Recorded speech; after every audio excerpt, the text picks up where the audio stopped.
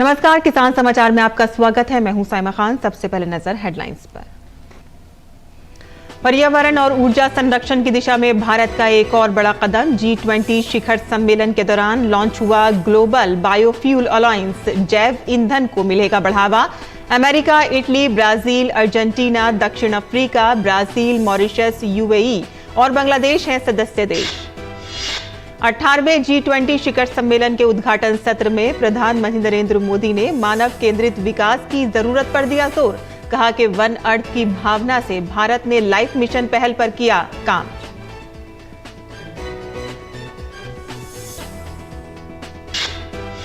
United kingdom के प्रधानमंत्री ऋषि सुनक ने भारत में G20 के समापन पर रिकॉर्ड जलवायु सहायता प्रतिबद्धता की घोषणा।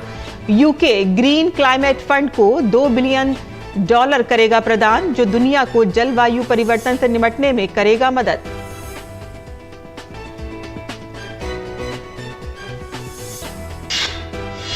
उत्तर प्रदेश आगरा स्थित RBS कॉलेज के 2 प्रख्यात शिक्षाविदों ने फिलीपींस के मनीला स्थित अंतर्राष्ट्रीय चावल अनुसंधान यानी कि IRRI में भारत का किया प्रतिनिधित्व। शिक्षाविदों ने IRRI के साथ किया समझौता। इससे चावल के क्षेत्र में जलवायु परिवर्तन की चुनौतियों से निपटने के लिए शोध को मिलेगा बढ़ावा।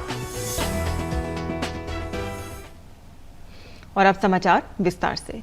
भारत की बड़ी पहल पर बायोफ्यूल अलायंस लॉन्च किया गया है। ये जैव ईंधन को बढ़ावा देगा। भारत सहित इसके सदस्य देशों में अमेरिका, इटली, ब्राजील, अर्जेंटीना, दक्षिण अफ्रीका, ब्राजील, मॉरिशस, UAE और बांग्लादेश शामिल हैं।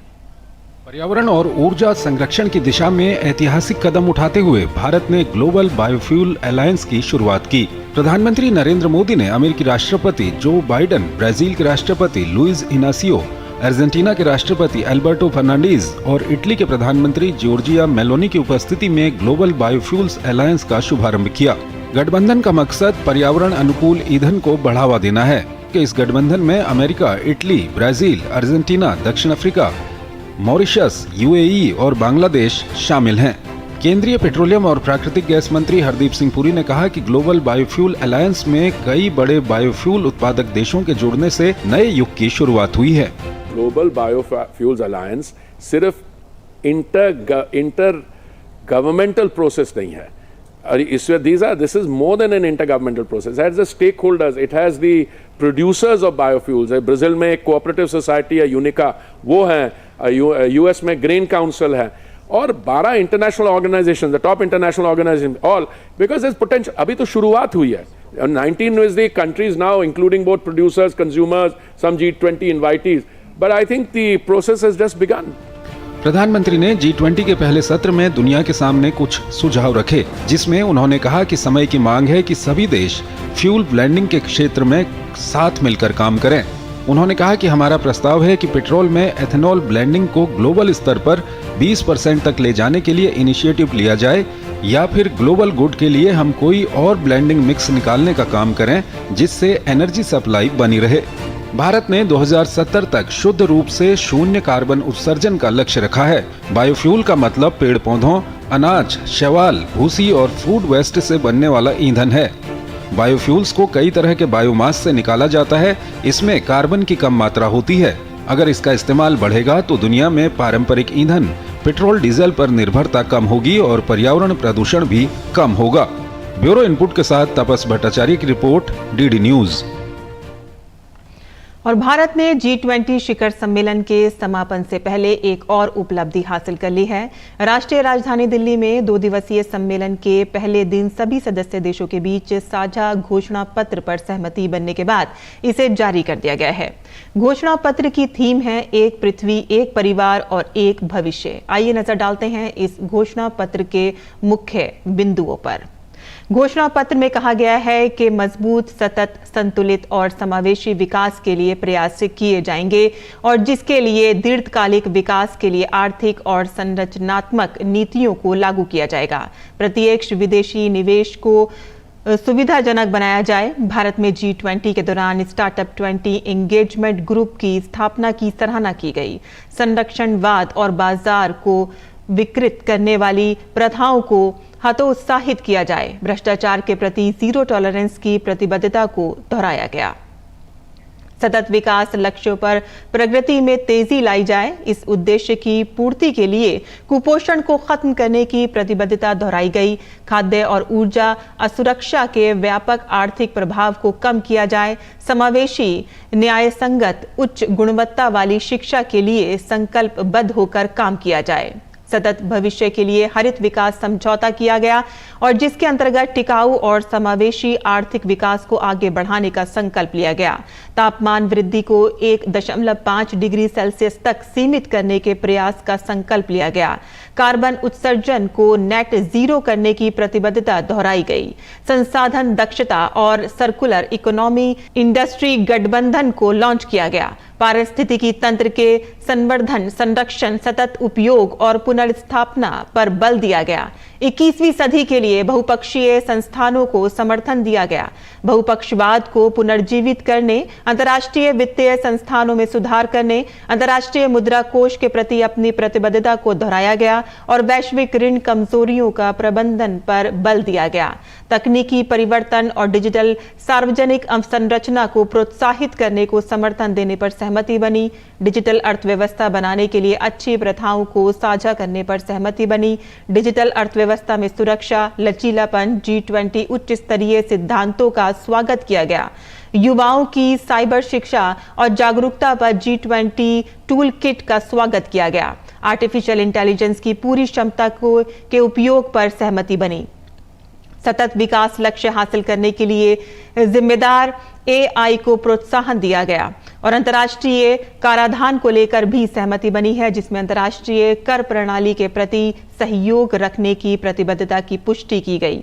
अंतर्राष्ट्रीय कराधान पर आर्थिक सहयोग और विकास संगठन के रोड मैप के अपडेट पर फोकस किया जाने का निर्णय लिया गया और लैंगिक समानता और आधी आबादी को सशक्त बनाने को लेकर भी चिंता व्यक्त की गई और महिलाओं की पूर्ण समान और सार्थक भागीदारी बढ़ाने की प्रतिबद्धता पर बल दिया गया। 2025 तक श्रम बाजार भागीदारी में लिंग अंतर को 25% तक कम करने का संकल्प लिया गया। महिला सशक्तिकरण पर एक कार्य समूह बनाने का निर्णय लिया गया। आर्थिक और सामाजिक सशक्तिकरण को बढ़ाने पर भी सहमति बनी। वित्तीय क्षेत्र के मुद्दों को लेकर भी कुछ निर्णय लिए गए हैं। आतंकवाद और मनी लॉन्ड्रिंग का मुकाबला वैश्विक स्तर पर किया जाएगा। प्राथमिकता वाले कार्यों के प्रभावी कार्यान्वयन की प्रतिबद्धता को दोहराया गया। सीमा पार से भुगतान में सुधार लाने के लिए नवीन समाधानों का प्रोत्साहन दिया जाएगा। आतंकवाद और मनी लॉन्ड्रिंग का मुकाबला करने के लिए विश्व को एक मंच पर आना होगा। आतंकवाद के सभी रूपों और अभिव्यक्तियों की पुरजोर निंदा की गई और साथ ही फाइनेंशियल एक्शन टास्क फोर्स की बढ़ती संसाधन आवश्यकताओं को पूरा करने पर जोर दिया गया।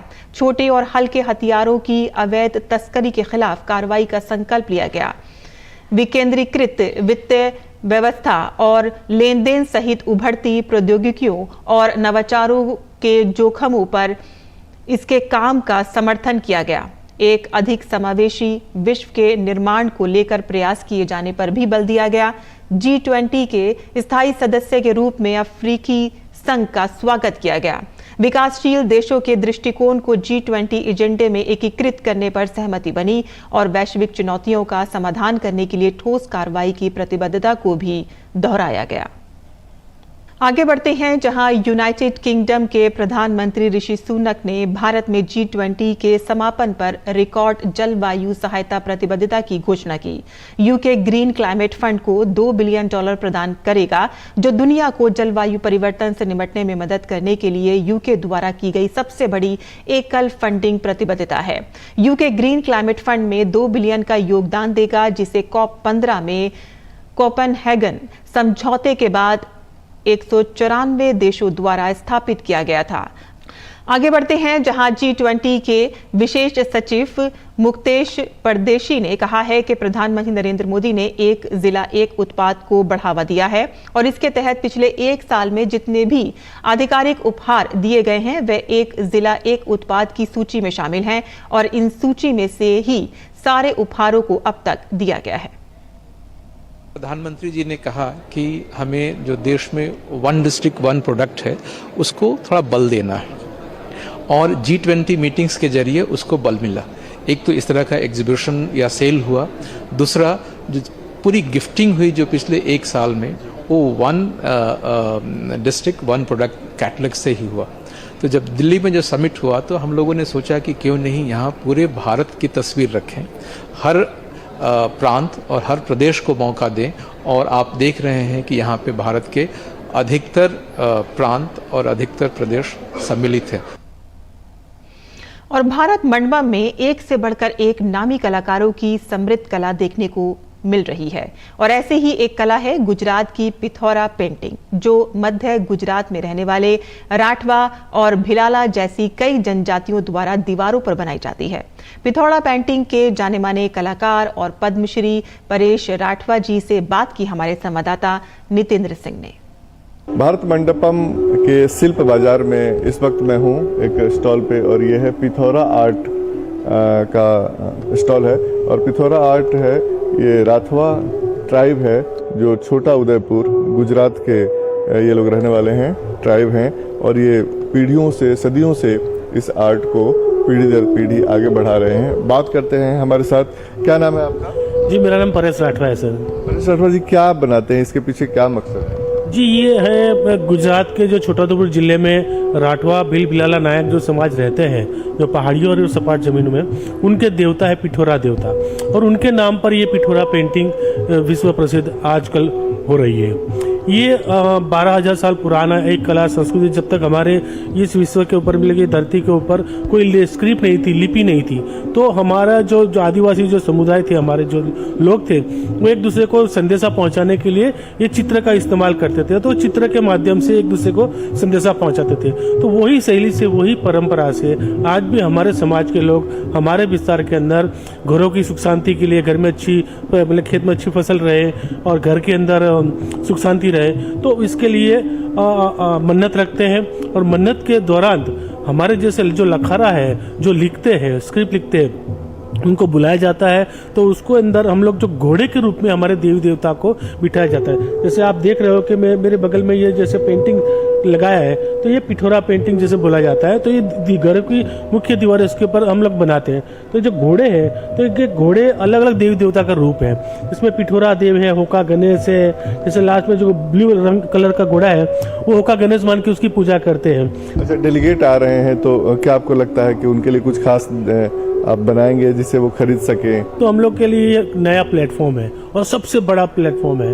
G20 क्या होता है वो हमको मालूम नहीं था, लेकिन आज ये माननीय मोदी जी के द्वारा हमको मालूम हुआ कि ये G20 समिट ऐसा होता है, तो उसके ऊपर हमको एक प्लेटफॉर्म मिला। तो हमारा समाज भी आज खुश है, मैं भी खुश हूँ। और इसके लिए हम लोगों ने एक पेंटिंग, हम लोग अलग अलग पेंटिंग बनाते हैं, अलग अलग मोटिव्स की पेंटिंग बनाते हैं, उनको समझाते हैं, दिखाते हैं। हमारा जो थीम है इस बार G20 का, one earth one family one future वसुधैव कुटुंबकम, तो वो उसको दर्शाता है। और वन अर्थ वन फैमिली का जो कंसेप्ट है उसमें भी रिफ्लेक्ट होता है कि अगर हम पर्यावरण के अनुकूल रहें, पर्यावरण के साथ रहें, और तो निश्चित तौर पे अपना भी कल्याण होगा और पशु पक्षी और इस धरती का भी कल्याण होगा। यही संदेश है। कैमरामैन राहुल के साथ नितिन सिंह, DD न्यूज, शिल्प बाजार, भारत मंडपम। और देश को कृषि उत्पादन के मामले में आत्मनिर्भर बनाने के साथ ही विश्व का अग्रणी चावल कृषि निर्यातक बनाने के लिए उत्तर प्रदेश के आगरा में स्थित RBS कॉलेज के 2 प्रख्यात शिक्षाविद प्रोफेसर विजय श्रीवास्तव और जाने माने कृषि वैज्ञानिक प्रोफेसर राजबीर सिंह ने फिलीपींस के मनीला में स्थित अंतर्राष्ट्रीय चावल अनुसंधान में भारत का प्रतिनिधित्व किया है।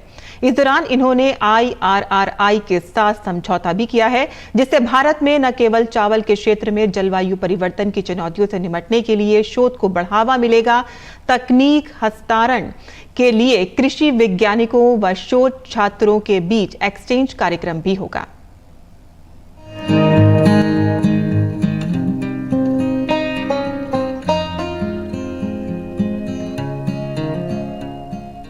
चावल और गेहूं पूरे विश्व को उनकी क्षुधा का वर्णन करते हैं, ऊब पिटाते हैं। चावल और गेहूं हमारे पूरे विश्व में अपनी एक विशेष पहचान बनाए हुए हैं और जिसमें भारत का स्थान एक विशेष रूप से माना जाता है।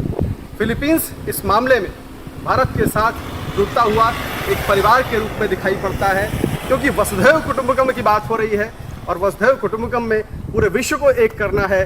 तो भारत आज फिलीपींस की संस्कृति को आज यहाँ पर चावल के क्षेत्र में कौन सा अनुसंधान किया जा रहा है, कौन सी प्रगति की जा रही है, बहुत छोटा सा एक देश होकर के भी चावल के विषय में कितना सुंदर ये पूरे विश्व में अपना एक स्थान बना लिया है, ये एक खास बात है। और यह देखने के लिए आगरा से एशिया का जो सबसे बड़ा महाविद्यालय है एग्रीकल्चर के लिए जो जाना जाता है, उसके प्रतिनिधिमंडल के द्वारा यहाँ पर आज ये जाना जाएगा कि RBS कॉलेज यहाँ से किन चीज़ों को सीख करके लेकर के जा सकता है। अनुसंधान के क्षेत्र में, रिसर्च के क्षेत्र में, चावल में क्या हो रही हैं चीज़ें, उसकी गतिविधि यहाँ पर आपको जानकारी मिलेगी।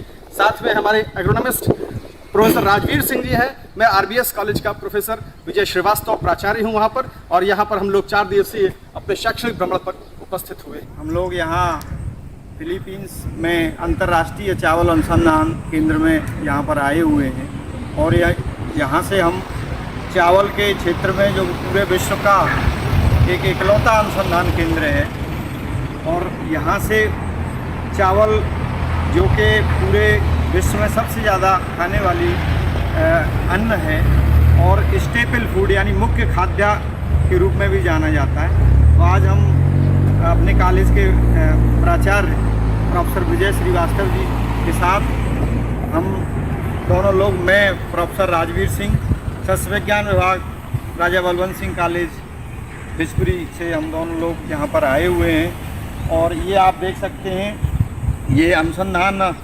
प्रक्षेत्र है और यहाँ की अनुसंधान अलग अलग, कहीं सॉइल फर्टिलिटी की बात है या दूसरे जो आप देख रहे हैं जलवायु परिवर्तन और वैश्विक उष्मीकरण, क्लाइमेट चेंज और ग्लोबल वार्मिंग का सबसे बड़ा असर जो हमारी फसलों पर पड़ रहा है। यहाँ पर क्लाइमेट और फसल को किस तरह से बचाया जाए कि उसकी उत्पादकता को अक्षुण्ण रखा जाए, बीमारियों से, कीटों से, पानी की समस्या है, अम्लीयता क्षारीयता की समस्या है, तो बहुत सारी चीज़ें ऐसी हैं जिस पर आज यहाँ अनुसंधान चल रहा है।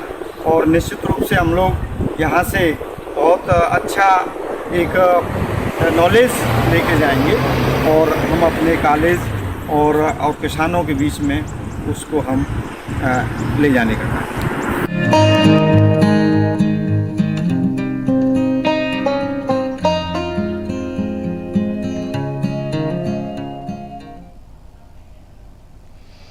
और किसान समाचार में अब बात करते हैं मंडी भाव की और आइए देखते हैं कि क्या रहा देश भर की मंडियों का भाव।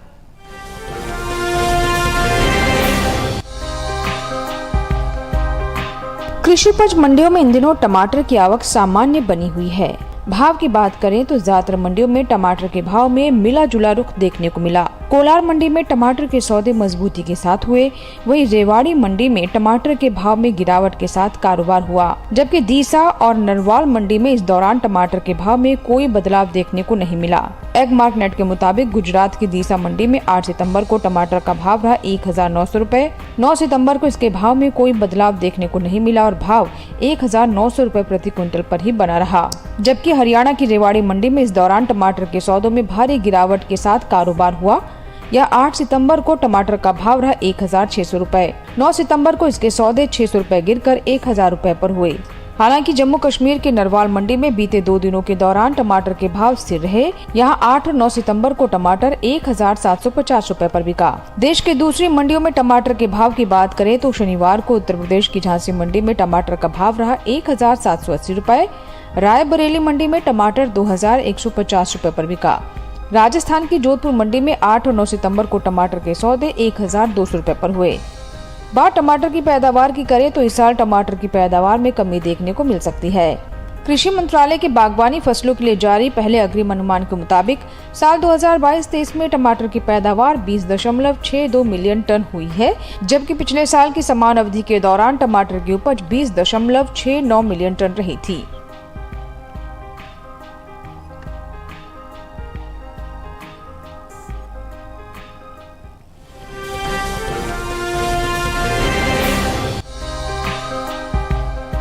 शनिवार को ज्यादातर कृषि उपज मंडियों में सरसों के भाव में उठापटक देखने को मिला। सूरतगढ़ में सरसों के सौदे मजबूती के साथ हुए, वहीं दीसा, जयपुर और अचलंदा मंडी में भाव नरम रहे, जबकि इंडस मंडी में इस दौरान भाव में कोई फेरबदल देखने को नहीं मिला। आवक की बात करें तो इन दिनों अधिकांश मंडियों में सरसों की आवक सामान्य बनी हुई है। एग मार्कनेट के मुताबिक गुजरात की दीसा मंडी में 8 सितंबर को सरसों का भाव था 5,055 रुपए। 9 सितंबर को इसके भाव में 30 रुपए की नरमी आई और भाव 5,025 रुपए पर आ गया। राजस्थान की जयपुर मंडी में इस दौरान सरसों के सौदों में नरमी के साथ कारोबार हुआ। यहाँ 8 सितंबर को सरसों का भाव रहा 5,239 रुपए। 9 सितंबर को इसके सौदे 44 रुपए गिरकर 5,195 रुपए पर हुए। राज्य की ही सूरतगढ़ मंडी में 8 सितंबर को सरसों का भाव रहा 4,833 रुपए। 9 सितंबर को इसके भाव में 15 रुपए की तेजी आई और भाव जा पहुंचा 4,848 रुपए प्रति क्विंटल पर। उत्तर प्रदेश की अचलदा मंडी में सरसों के भाव की बात करें तो यहां 8 सितंबर को सरसों का भाव था 5,400 रुपए। 9 सितंबर को इसके सौदों में 50 रुपए की गिरावट आई और भाव हो गया 5,350 रुपए। पश्चिम बंगाल की इंडस मंडी में 8 सितंबर को सरसों का भाव था 5,500 रुपए। 9 सितंबर को इसके भाव में कोई बदलाव देखने को नहीं मिला और भाव 5,500 रुपए पर बना रहा। ये साल तिलहनी फसलों की पैदावार के लिए अच्छा साबित हुआ है। मौसम की अनुकूलता का असर तिलहन की पैदावार पर देखने को मिला है। इस साल कुल तिलहन की उपज का रिकॉर्ड टूटने जा रहा है। कृषि मंत्रालय की ओर से जारी तीसरे अग्रिम अनुमान के मुताबिक देश में घरेलू स्तर पर साल 2022-23 के दौरान कुल तिलहन की रिकॉर्ड पैदावार 409.96 लाख टन होने का अनुमान है, जो पिछले साल के तिलहन उत्पादन की तुलना में 20.38 लाख टन अधिक है। जबकि बीते साल इस दौरान कुल तिलहन की उपज 379.63 लाख टन रही थी। वहीं बात सरसों की करें तो इस साल देश में रिकॉर्ड सरसों की पैदावार अनुमानित है। कृषि मंत्रालय के मुताबिक साल 2022-23 के दौरान 124.94 लाख टन सरसों पैदा होने का अनुमान है, जबकि पिछले साल की समान अवधि के दौरान पैदावार 119.63 लाख टन रही थी।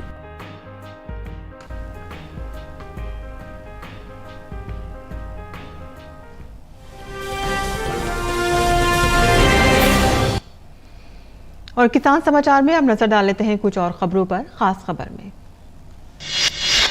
G20 शिखर सम्मेलन में 14 अंतर्राष्ट्रीय संस्थानों के प्रमुखों का स्वागत प्रधानमंत्री नरेंद्र मोदी और राष्ट्रपति द्रौपदी मुर्मू ने किया। एडीबी अध्यक्ष, संयुक्त राष्ट्र संघ के प्रमुख, विश्व स्वास्थ्य संगठन के निदेशक, विश्व बैंक अध्यक्ष शामिल रहे। G20 शिखर सम्मेलन में भाग लेने नई दिल्ली पहुंचे राष्ट्रीय अध्यक्षों और अंतर्राष्ट्रीय संगठनों के प्रमुखों ने महात्मा गांधी की समाधि राजघाट पर श्रद्धा सुमन अर्पित किए। राष्ट्रपति द्रौपदी मुर्मू और प्रधानमंत्री नरेंद्र मोदी ने भारत मंडपम में राष्ट्रपति द्वारा आयोजित रात्रि भोज में अमेरिका के राष्ट्रपति जो बाइडेन, फ्रांस के राष्ट्रपति इमैनुअल मैक्रों का स्वागत किया। वित्त मंत्री निर्मला सीतारमण ने नई दिल्ली में भारत मंडपम में आयोजित रात्रि भोज के दौरान कई विश्व नेताओं से बातचीत की। वित्त मंत्री ने ब्रिटेन के प्रधानमंत्री ऋषि सुनक से मुलाकात की और आपसी हित, दोनों देशों के बीच मैत्री संबंधों को और मजबूत करने जैसे कई विषयों पर चर्चा की। अंतर्राष्ट्रीय मुद्रा कोष फंड की मैनेजिंग डायरेक्टर क्रिस्टेलिना जॉर्जीवा ने भी वित्त मंत्री निर्मला सीतारमण के साथ मुलाकात की। विश्व बैंक के अध्यक्ष अजय बंगा ने भारत की अध्यक्षता में हो रही G20 शिखर सम्मेलन में हुई नई दिल्ली घोषणा को एक ऐतिहासिक कदम बताया। ब्रिटेन के प्रधानमंत्री ऋषि सुनक आज सुबह अपनी पत्नी अक्षता मूर्ति के साथ अक्षरधाम मंदिर पहुंचे, जहां उन्होंने रीति रिवाज के साथ भगवान स्वामी नारायण के दर्शन किए। G20 शिखर सम्मेलन से इतर प्रतिनिधियों ने भारत मंडपम में लगे शिल्प बाजार का दौरा किया और भारतीय कलाकृतियों की खरीदारी की। भ्रष्टाचार के मामले में गिरफ्तार तेलुगु देशम पार्टी प्रमुख एन चंद्रबाबू नायडू को विजयवाड़ा की एक कोर्ट में पेश हुए और इससे पहले आंध्र प्रदेश के पूर्व मुख्यमंत्री नायडू को शनिवार को सीआईडी ने कौशल विकास घोटाले के मामले में गिरफ्तार किया था। और किसान समाचार में आज के लिए बस इतना ही। अनुमति दें। नमस्कार।